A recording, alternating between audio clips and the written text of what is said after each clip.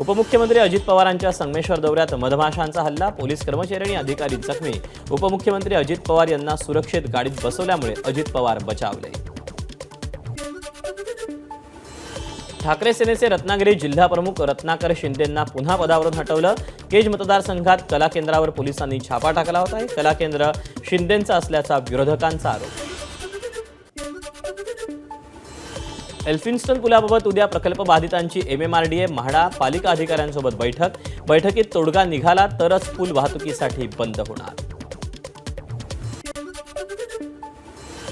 Pen railway स्थानकात दिवा सावंतवाडी गाडीला थांबा मिळावा यासाठी पेणकर आग्रही। 1 मे पर्यंत या गाडीला थांबा मिळावा, स्थानिकांची रेल्वे प्रशासनाकडे आग्रही मागणी। नांदेडच्या नायगाव तालुक्यातील टाकळी ते बेटमोगरा रस्त्याची दुरावस्था। नव्यानं तयार केलेल्या रस्त्यावर 4 ते 5 फुटांचे भले मोठे खड्डे। भंडाऱ्यात वादळी वाऱ्यासह पावसाची जोरदार हजेरी। मुंबई कलकत्ता राष्ट्रीय महामार्गावरील भिलेवाडा इथं उड्डाण पुलावर साचलं पाणी।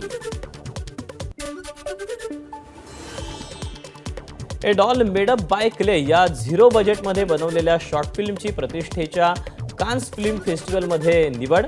साहिल इंगळे या मराठमोळ्या विद्यार्थ्यानं या फिल्मची निर्मिती केली। एबीपी माझा, उघडा डोळे बघा नीट।